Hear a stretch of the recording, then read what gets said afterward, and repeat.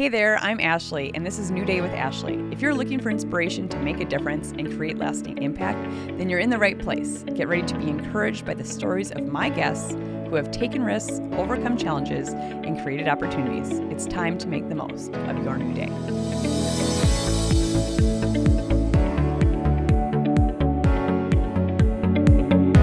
My guest today comes from a long-time family business, serving families in the Fargo community since 1878.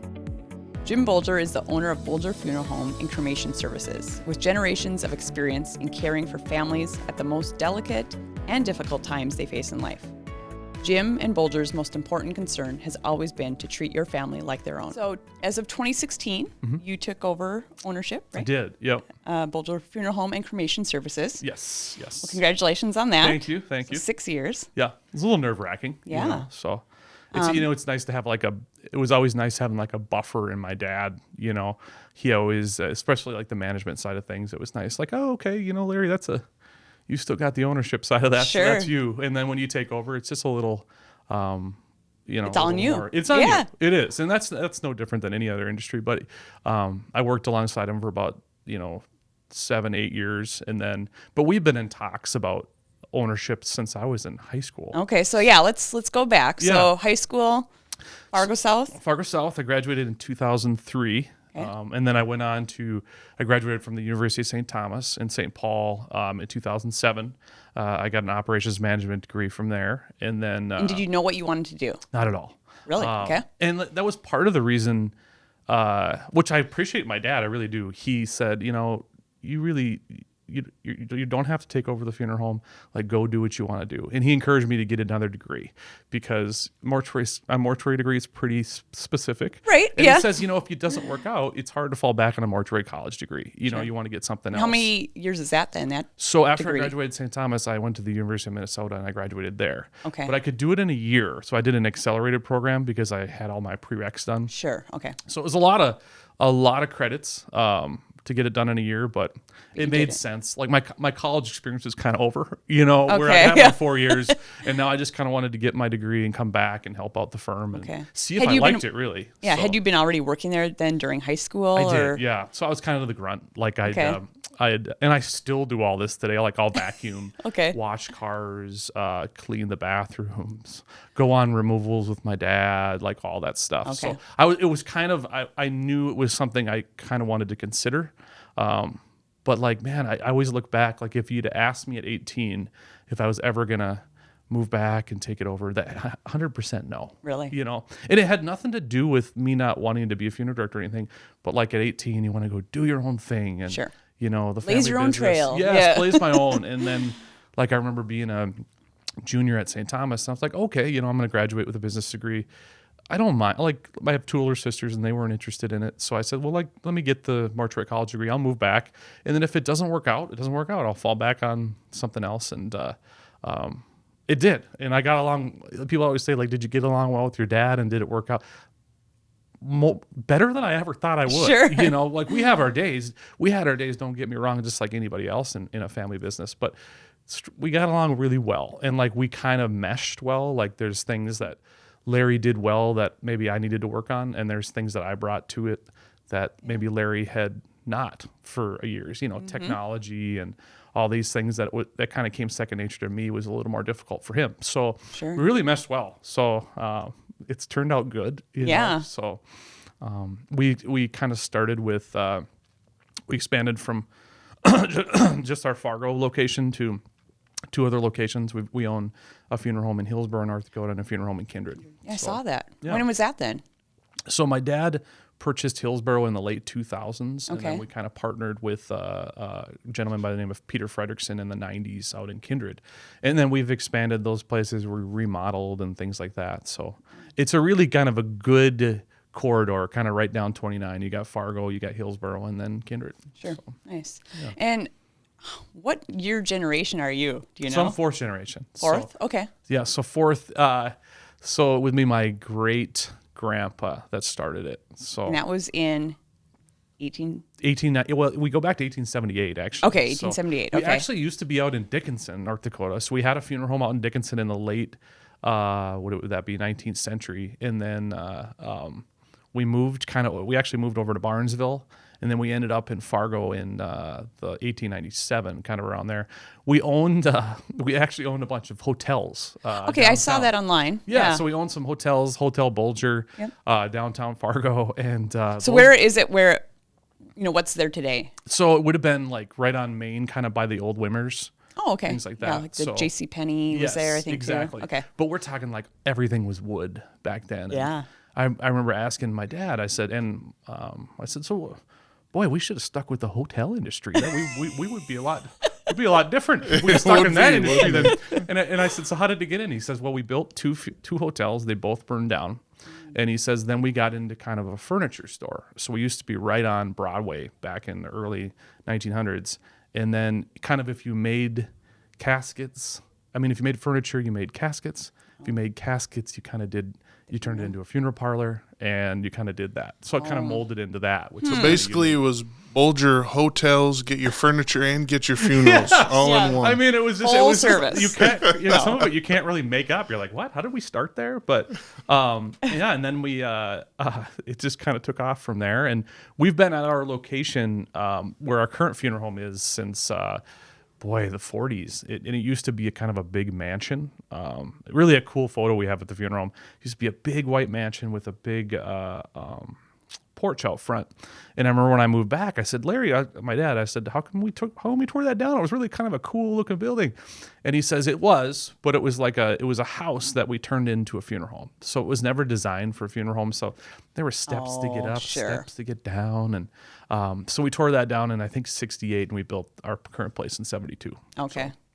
So no big white porch. No, it was cool looking, though. Yeah. It really was. It looked like an home mansion. So Well, you think about it, every funeral hhome is one level. I guess I didn't really think about it is. that. Well, and like back then, And it makes sense. back then you used to have like Caskets are heavy. they are, and like you go on a removal in the middle of the night, you'd have to go up steps and things. So, but like back then, people used to live in the funeral homes a lot more than they do now too. So you think of like My they would Girl live there. and all that stuff. So you'd live above the funeral home. No way. Yeah. So Sorry. I do remember when I asked my wife to marry me. She's like, okay, but if we go back, we don't have to live at the funeral. I'm like, no, luckily we do not. So, And I know Laura. yeah, you know Laura. So like she probably would have been, that's probably not going to happen. Yeah. So, You have to draw the line here, Jim. yes. And we did have an area in our basement that was a quarters for somebody to sleep in for years, because they'd be on call and things. But we kind of, funeral services changed just like anything else, where that's not as realistic anymore. Sure. Smaller towns do have that still.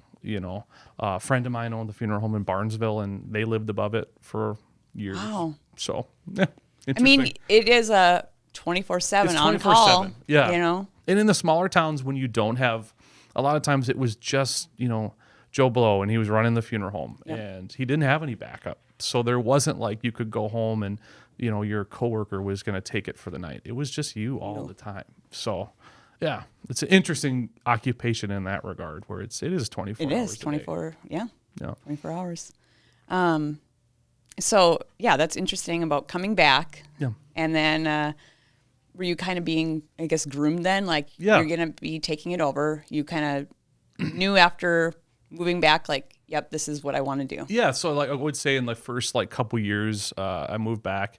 My dad said, at some point we have to talk about ownership and things like that. And we waited, a good 7-8 years before we really got into the nitty gritty part of that, the legal side of it and things. Sure. And as a young 20-something, I had business plans to open, a Five Guys Burgers and Fries before Five Guys was even here. I had like a bunch of business plans in my mind, just because I even though I really enjoyed what I do, I still wasn't sure. And that's just what an early 20-something doesn't really know what to do. So, but yeah, so then I worked longer, alongside him for more years and a few more years, and then we met a few years ago and got the ownership taken care of. And I stress that like, having a comfortable relationship with a family member makes the transition a lot easier, because that's not always the case. Like I've got other friends that our funeral directors and in other industries, and sometimes it's a contentious relationship. Sometimes dad doesn't want to let go and things like that, and it just wasn't the case. And I'm blessed that that's the outcome. A great relationship. And you said he'll come back sometimes. And he's retired, but he'll still come in and he helps at services when he's in town. And there's still families that want to just meet with my dad. And we've really been blessed with our staff over the years. We have a gentleman that's worked with us for well over 40 years. Wow. And he's just fantastic. And he's kind of retired, but he helps out too. Because it's, funeral service is a calling in that regard where, you don't get into it because you're like, oh my gosh, I'm going to get into that and I'm really going to make a lot of money and I'm not going to work any hours and I'm going to work 9 to 5. That isn't funeral service. So, right. you get into it for different reasons and people stay to help because they want to. And my staff, we wouldn't be as blessed as we are with families calling us if I didn't have the staff I have today, and there is no magic to what I do. It's, you hire the right people and you let them do their thing. And, my dad's done okay with that and I've done okay with that. And I really do say we wouldn't be where we are without the staff we have. Sure. And it's hard to find staff in my industry too. Mm-hmm. So that's always a goal of mine is to help the next generation to get into funeral service. Cause I'm the first guy to say, if it wasn't in my family, I'm not sure I would have ever thought of funeral service, sure. and there's nothing against it, but I always asked the people that wasn't in their family, how'd you get into this? How'd you even think of it? And a lot of times it's I was at a funeral for my grandma and I saw the funeral director and they did a really good job. I thought I'd like that. And there's people that get into it because they're curious with the death industry. Sure. Sometimes that's for the wrong reasons, Yeah. You get into it because you do want to help people. That's the overall goal. And we've managed to find a really good staff, and that's why we're blessed. Well, I would say it takes a special person for sure. Oh, 100%. Yeah. And, so has that something you've always had? Yeah, This demeanor. I've always said and I even said this in mortuary college. I remember going to college and I said, there's a technical side of what I do that you have to go to school for, embalming and cosmetics and removals and being trained and all that stuff. But 90% of what I do is just if you're comfortable talking to people and you can make people feel comfortable at a lot of times the worst time in their lives, right. You can do this job. You can get trained on the technical side of it.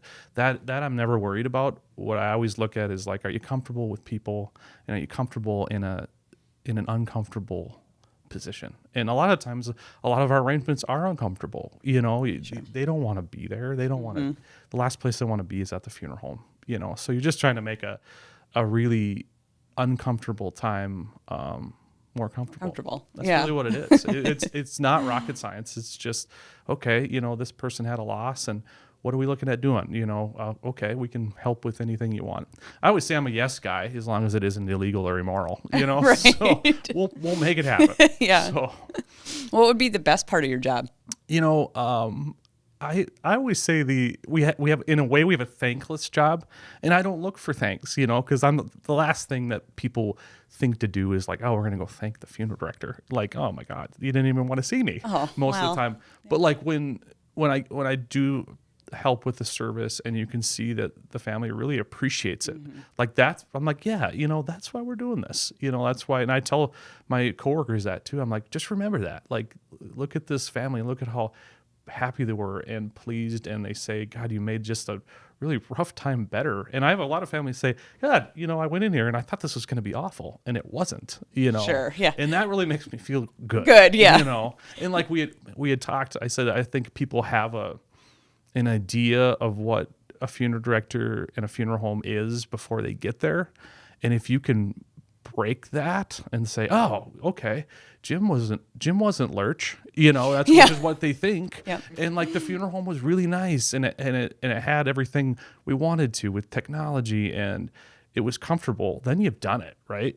So I think to break the mold of what people think funeral service is a hard thing that our industry just always tries to do. It's like, how do we break that where people don't want to? I think a lot of times it should be a celebration, and how do we make this a celebration? So, is that kind of what you're trying to do too, to Yes. bring in kind of as a younger it funeral is. director? And my dad did a really good job, but like you got to bring in some new ideas and some new blood and things, because he ran it a way he wanted to run it for so long. And then I bring in some new ideas, our website and things like that. And I really put a lot of effort in our website because it is nice. Our generation is like, God, we get everything on the web. Right, yeah. Where it's like you got to have a lot of information. Wow, what a great episode. Thank you so much for joining me. It's always so inspiring sharing these stories. To listen to the full podcast, go to Spotify, Apple Podcasts, or any of your favorite podcast platforms. Remember to like and subscribe. I would love if you could leave me a 5-star review. This helps us reach and engage with more people. Join me next week, and until then, make the most of your new day.